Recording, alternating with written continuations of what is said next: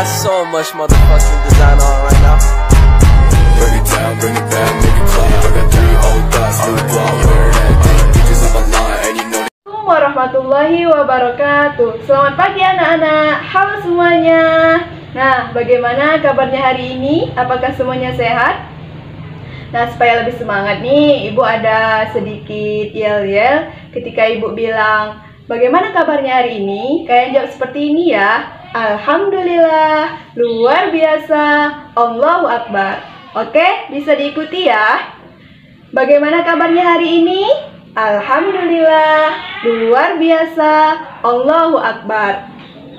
Oke anak-anak, sebelum pembelajaran dimulai, kita berdoa dulu ya bersama-sama. Nah, Ibu silakan kepada ketua kelas untuk siapkan teman-temannya membaca doa.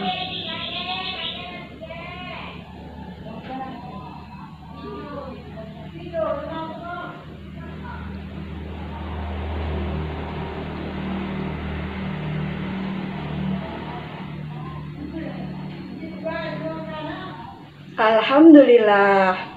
Nah, kita sudah berdoa nih. Dan sekarang Ibu minta kalian cek ya teman-teman di sampingnya, kanan kirinya, kira-kira siapa nih yang tidak masuk? Gimana? Hadir semuanya ya? Alhamdulillah. Berarti hari ini semuanya lengkap ya, ada 20 orang siswa. Nah, sebelumnya Ibu mau bertanya nih kepada anak-anak. Siapa di sini yang tahu kita pada hari ini akan mempelajari tentang apa? Ya, siapa yang tahu silakan tunjuk tangan. Ya, Ana silakan bagaimana?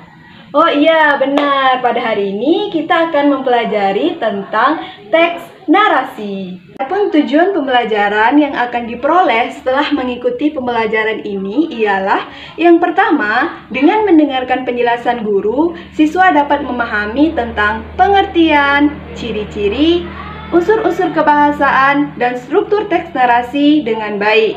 Yang kedua, dengan membaca teks cerita, siswa dapat menemukan informasi penting dari teks narasi sejarah yang disajikan secara lisan dan tulis menggunakan aspek apa, di mana, kapan, siapa, mengapa, dan bagaimana dengan tepat. Yang ketiga, dengan membaca teks cerita, siswa dapat mengumpulkan informasi penting dari teks narasi cerita sejarah yang disajikan melalui secara lisan dan tulis menggunakan aspek apa, di mana, kapan, siapa, mengapa, dan bagaimana dengan benar. Yang keempat, dengan membaca teks cerita, siswa dapat menunjukkan informasi penting dari teks narasi sejarah yang disajikan secara lisan dan tulis menggunakan aspek apa, kapan, di mana, siapa, mengapa, dan bagaimana dengan baik. Kemudian yang kelima, dengan membaca teks cerita, siswa dapat mengintegrasikan informasi penting dari teks narasi cerita sejarah yang disajikan secara lisan dan tulis menggunakan aspek apa, di mana, kapan, siapa, mengapa, dan bagaimana dengan baik. Nah, sebelum kita masuk kepada pembahasan materi, Ibu ingin bertanya nih terlebih dahulu kepada anak-anak. Nah, pernahkah kalian menulis sebuah karangan? Nah, siapa di sini yang pernah menulis sebuah karangan? Silakan angkat tangannya. Wah, sepertinya semuanya di sini sudah pernah menulis sebuah karangan ya. Nah, kalau seperti itu, karangan seperti apa yang kalian tulis? Bagaimana? Oh, karangan tentang pengalaman pribadi. Wah, hebat. Karangan seperti apa lagi? Karangan deskripsi tentang objek wisata. Wah, kalau tentang objek wisata ini pasti sangat seru ya. Apalagi? Oh, karangan deskripsi tentang hewan peliharaan. Wah, sepertinya anak-anak Ibu di sini sudah pandai ya menulis sebuah karangan. Nah, anak-anak, pada pembelajaran kali ini kita juga akan membahas tentang karangan. Nah, di mana karangan di sini berisi cerita atau serangkaian peristiwa, kejadian yang disusun secara kronologis sesuai dengan urutan waktunya yang disebut dengan teks narasi. Nah, untuk lebih jelasnya, silakan simak penjelasan Ibu Dina, oke? Sebelum memulai pembelajaran hari ini, Ibu mau tanya nih, siapa yang sudah pernah menulis atau membuat suatu karangan. Yang udah pernah buat, coba angkat tangannya. Nah, ini deh yang sudah membaca suatu karangan. Contohnya misalnya seperti dongeng. Apakah kalian sudah pernah membaca dongeng atau dibacakan oleh orang tua kalian? Ya, coba yang angkat tangan, dongeng apa yang kamu baca atau dibacakan? Membaca dongeng Si Kancil. Iya, bagus. Nah, jadi mungkin beberapa dari kalian sudah pernah membaca sendiri dongeng-dongeng yang ada di perpustakaan. Nah, jadi materi hari ini yaitu mengenai tentang teks narasi. Nah, Ibu sudah menyediakan PPT yang menjelaskan pengertian tentang teks narasi. Ayo, siapa yang ingin membacakan PPT yang sudah Ibu sediakan? Ya, silakan. Oke, terima kasih yang telah membacakan PPT yang Ibu sediakan. Ibu ulangi lagi ya.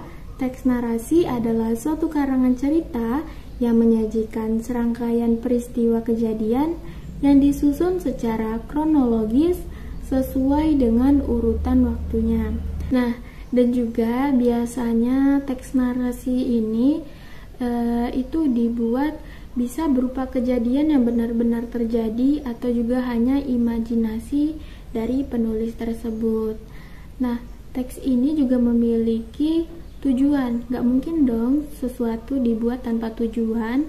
Nah, jadi tujuan teks narasi ini dibuat untuk menghibur pembacanya melalui kisah dan cerita, baik fiksi maupun non-fiksi. Nah, itulah penjelasan mengenai pengertian dari teks narasi. Nah, Ibu sekarang mau tanya nih, siapa yang bisa menjelaskan kembali tujuan dari teks narasi? Yang bisa angkat tangannya. Ayo, siapa yang bisa?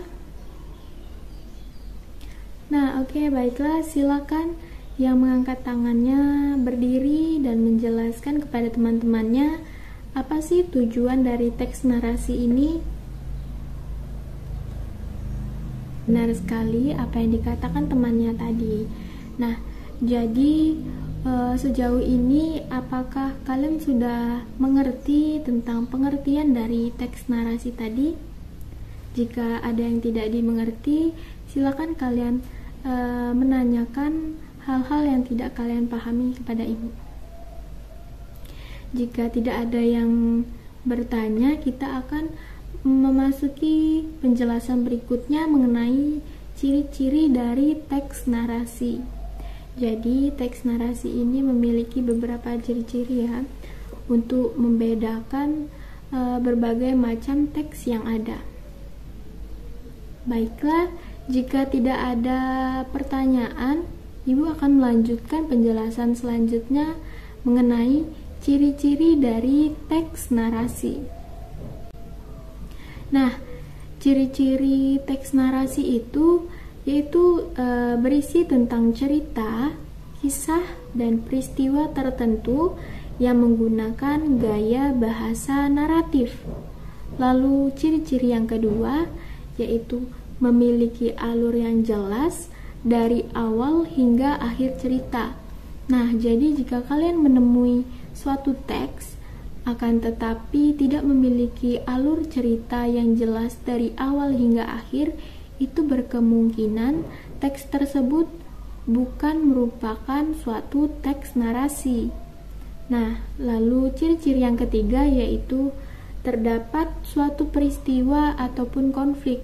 Nah, jadi di dalam teks narasi ini pasti memiliki suatu konflik ataupun peristiwa yang dialami suatu tokoh tersebut.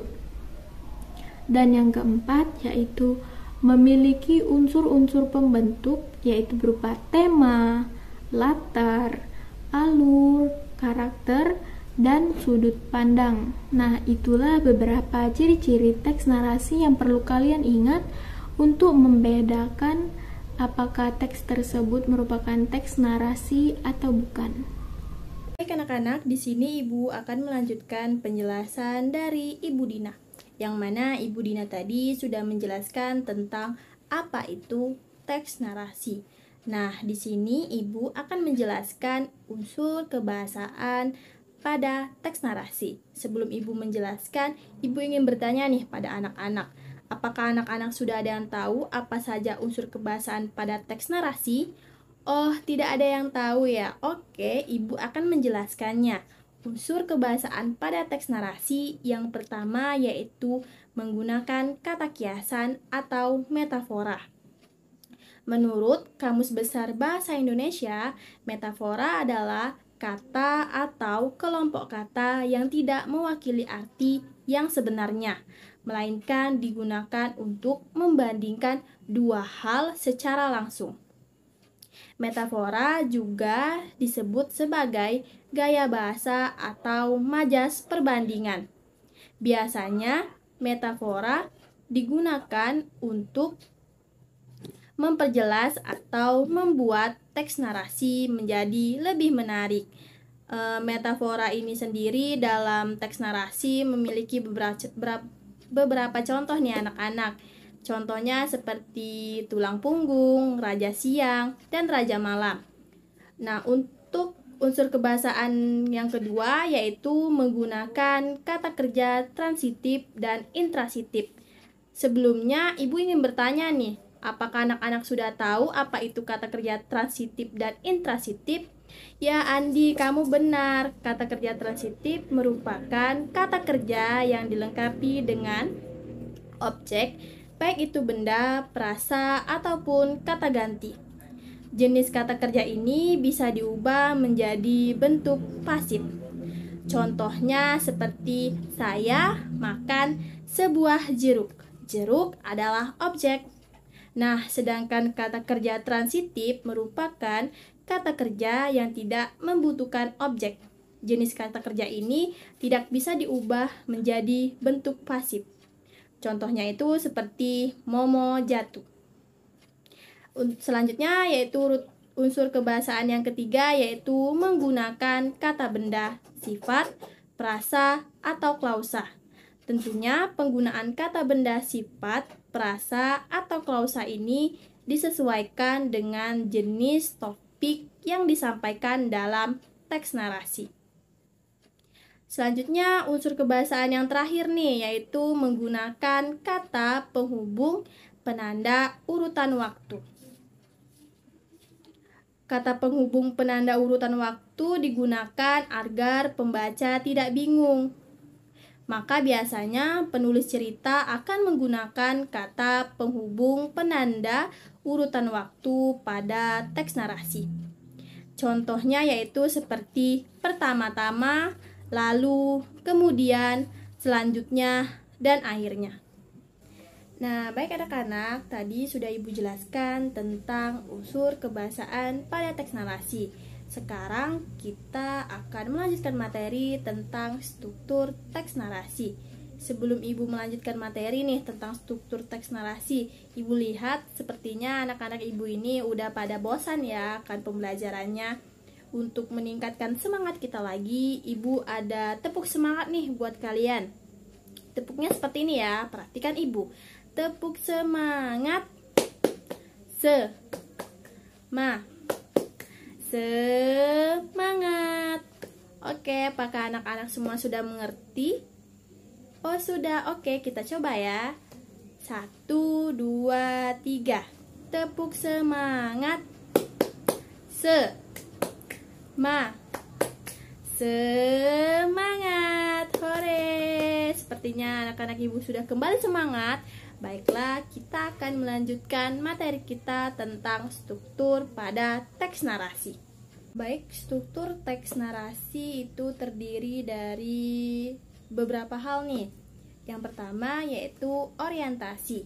Pada bagian ini, penulis menjabarkan waktu, tempat, tokoh, serta watak dari setiap tokohnya dan apa yang sedang terjadi. Yang kedua yaitu komplikasi. Pada bagian ini, penulis menceritakan kejadian penting, sebab, dan pemicu yang menimbulkan konflik antar tokoh yang menimbulkan peristiwa lain sebagai akibat dari konflik sebelumnya hingga mencapai puncaknya. Yang ketiga yaitu resolusi. Pada bagian ini konflik menurun dan dapat diselesaikan. Dan yang keempat yaitu reorientasi. Bagian ini merupakan penutup teks yang berisi pesan moral cerita tersebut. Tahap ini tidak terlalu wajib dalam sebuah teks narasi. Baik anak-anak, sudah Ibu jelaskan tadi mengenai apa itu teks narasi, unsur kebahasaan dalam teks narasi, dan struktur teks narasi. Nah, dari beberapa materi yang Ibu jelaskan tadi, di sini Ibu ada beberapa pertanyaan untuk anak-anak. Yang pertama yaitu apa itu yang dimaksud dengan teks narasi? Baik untuk anak-anak yang tahu untuk angkat tangan. Oh iya, Siti benar sekali. Teks narasi adalah karangan cerita yang menyajikan serangkaian peristiwa kejadian dan disusun secara kronologis sesuai dengan urutan waktunya. Peristiwa itu bisa benar terjadi, tapi bisa juga tidak terjadi atau hanya khayalan saja. Untuk selanjutnya yaitu pertanyaan yang kedua, Ibu ingin bertanya mengenai struktur tadi dari teks narasi. Tapi sudah Ibu jelaskan apa saja sih struktur dalam teks narasi. Ayo anak-anak, siapa yang tadi masih ingat apa saja struktur dalam teks narasi? Oh iya, benar sekali Andi, yaitu yang pertama yaitu orientasi, yang kedua komplikasi, yang ketiga resolusi, dan yang terakhir yaitu reorientasi. Nah, dari keempat struktur teks narasi tadi, Ibu ingin bertanya nih, dalam teks narasi yaitu suatu konflik yang terjadi antar tokoh dalam teks narasi itu disebut apa sih? Ayo anak-anak yang tahu angkat tangannya. Oh iya, benar sekali Dini, pintar. Suatu konflik yang terjadi antar tokoh dalam teks narasi itu biasa disebut dengan komplikasi. Nah, masih tetap semangat kan mengikuti pembelajaran? Nah, biar tambah semangat, gimana kalau kita main sebuah permainan nih? Permainan kayak gini. Pagi tepuk tangan sekali, siang 2 kali, kalau malam diam. Kita mulai ya. Siang, pagi, siang, malam, pagi. Wah. Nah, sekarang udah pasti semangat dong mengikuti belajarnya. Nah, kita lanjut pembelajarannya ya. Silahkan disimak, soalnya di akhir nanti kita ada kuis atau latihan yang harus kalian kerjakan berdasarkan cerita yang Ibu baca. Contoh teks narasi. Perang Surabaya. Pada 10 November, meletuskan sebuah perlawanan rakyat di Surabaya untuk mengusir Belanda dan para sekutunya dari tanah air. Perang ini berawal dari kemarahan tentara Inggris akibat dari terbunuhnya pemimpin mereka yang bernama Brigadir Jenderal Malibi. Akibat tewasnya pemimpin mereka, pihak Inggris dan sekutunya memberikan sebuah ultimatum kepada seluruh pejuang yang ada di Surabaya waktu itu untuk menyerah. Bukannya menyerah, ultimatum tersebut malah dianggap sebuah penghinaan oleh para pejuang dan rakyat. Mereka membentuk misi perjuangan untuk menghadapi pihak Inggris yang mengancam akan menyerah. Nah, mengetahui ultimatumnya ditolak, pihak Inggris dan sekutunya marah besar. Nah, pada 10 November pagi, mereka melancarkan serangan besar-besaran melalui laut, darat, dan udara dengan mengerahkan sekitar 30.000 infanteri, sejumlah pesawat terbang, tank, dan kapal perang. Kota Surabaya diserang habis-habisan oleh pihak sekutu. Mereka mengebom gedung-gedung pemerintahan dan membunuh para pejuang. Nah, kejadian waktu itu sangatlah mengerikan. Pembunuhan terjadi di mana-mana dan membuat para pejuang terdesak. Namun, di luar dugaan, rencana mereka untuk menaklukkan kota Surabaya dalam 3 hari gagal. Karena seluruh pejuang dan rakyat Surabaya turun ke jalan untuk melakukan perlawanan. Nah, semangat juang para pahlawan waktu itu muncul berkat seorang pemuda yang bernama Bung Tomo. Dia dengan gagah berani memekikkan pidato untuk membakar seluruh semangat para pejuang. Nah, pertempuran Surabaya berlangsung sekitar 3 minggu dan dimenangkan oleh pihak sekutu. Nah, meskipun Surabaya jatuh ke tangan sekutu, perlawanan rakyat Surabaya waktu itu membangkitkan semangat juang seluruh rakyat Indonesia. Nah, itulah tadi contoh teks narasi dengan judul Perang Surabaya. Nah, sekarang kita masuk ke soal. Nah, soalnya ada 5 nih. Yang pertama, apa nama perang yang terjadi pada 10 November dengan tujuan mengusir Belanda dan para sekutunya dari tanah air? Yang kedua, bagaimana kronologi awal terjadinya Perang Surabaya? Yang ketiga, berapa lama pertempuran terjadi di kota Surabaya? Yang keempat, siapa nama pemuda yang membangkitkan semangat juang para pahlawan dalam Perang Surabaya? Dan yang terakhir, yang kelima, mengapa pihak Inggris dan sekutunya marah kepada masyarakat Surabaya? Nah, tadi kan Ibu Lita sudah memberikan kalian tugas dalam bentuk soal tentang teks narasi. Bagaimana? Apakah sudah selesai menjawab soal-soalnya? Bagi yang sudah selesai, silakan kumpulkan tugasnya. Baik, ini tugasnya sudah terkumpul semua ya. Sekarang, Ibu akan membacakan soal beserta jawabannya. Soal yang pertama, apa nama perang yang terjadi pada 10 November dengan tujuan mengusir Belanda dan para sekutunya dari tanah air? Ada yang tahu jawabannya? Iya, benar. Jawabannya adalah Perang Surabaya. Soal yang kedua, bagaimana kronologi awal terjadinya Perang Surabaya? Ada yang tahu jawabannya? Baik, silakan Dimas sebutkan jawabannya. Iya, benar. Jawabannya adalah berawal dari kemarahan tentang tentara Inggris akibat dari terbunuhnya pimpinan mereka, yakni Brigadir Jenderal Malabi. Baik, selanjutnya soal yang ketiga, berapa lama pertempuran terjadi di kota Surabaya? Ada yang tahu jawabannya? Baik, silakan Nisa sebutkan jawabannya. Iya, benar. Jawabannya adalah sekitar 3 minggu. Selanjutnya yakni soal keempat. Nah, soalnya adalah siapa nama pemuda yang membangkitkan semangat para juang para pahlawan dalam Perang Surabaya? Ada yang tahu jawabannya? Oke, jawabannya adalah Bung Tomo. Ya, soal yang terakhir nih, yakni mengapa pihak Inggris dan sekutunya marah kepada masyarakat Surabaya? Ada yang tahu jawabannya? Nggak ada ya. Nah, jawabannya yakni karena mengetahui ultimatum yang ditawarkan itu ditolak oleh masyarakat daerah Surabaya.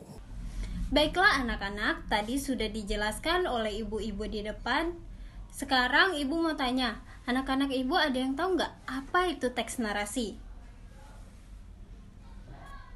Oke, pintar. Nah, teks narasi adalah suatu karangan cerita yang menyajikan serangkaian peristiwa kejadian dan disusun secara kronologis sesuai dengan urutan waktunya. Nah, peristiwa tersebut bisa benar-benar terjadi dan juga bisa hanya khayalan saja. Oke, selanjutnya ibu mau nanya lagi nih. Anak-anak ibu ada yang tahu nggak apa sih ciri-ciri dari teks narasi itu? Ada yang tahu? Oh, nggak tahu. Oke. Yang pertama, teks berisi cerita kisah dan peristiwa tertentu yang menggunakan gaya bahasa naratif. Yang kedua, cerita memiliki alur yang jelas dari awal hingga akhir cerita. Yang ketiga, terdapat suatu peristiwa maupun konflik. Nah, yang keempat, memiliki unsur-unsur pembentuk berupa tema, latar alur, karakter, dan juga sudut pandang. Nah, Ibu mau tahu nih, terdiri dari apa saja sih struktur teks narasi? Ada yang tahu nggak? Boleh tunjuk tangan yang tahu? Yang pertama apa? Oke, pintar. Orientasi. Yang kedua ada komplikasi. Yang ketiga ada resolusi. Yang keempat ada reorientasi. Oke, pintar. Nah, baiklah anak-anak, Ibu mau memberi kalian motivasi belajar. Nah, belajar tidak akan pernah membuat pikiran Anda lelah. Belajar adalah pengalaman. Nah, jadi anak-anak Ibu tidak boleh malas belajar, karena ilmu adalah harta yang bisa kita bawa kemanapun tanpa membebani kita. Nah, baiklah, sebelum Ibu tutup pembelajaran kita pada hari ini, Ibu bacakan kesimpulan dari pembelajaran kita hari ini ya. Kesimpulan dari pembelajaran kita hari ini adalah teks narasi adalah suatu karangan cerita yang apa? Yang dapat menyajikan serangkaian peristiwa, pintar, kejadian dan disusun secara kronologis sesuai dengan urutan apa? Urutan waktunya. Oke, pintar. Sudah tahu kan sekarang apa itu ciri-ciri teks narasi? Oke, pintar. Nah, selanjutnya ada apa tadi yang Ibu sebutkan? Ada struktur teks narasi yang terdiri dari orientasi, komplikasi, reorientasi, sama apalagi satu lagi? Resolusi. Oke, pintar. Baiklah, pembelajaran kita cukup sampai di sini. Sebelum Ibu akhiri pembelajaran kita pada hari ini, baiklah kita berdoa menurut agama dan kepercayaan kita masing-masing. Berdoa dimulai.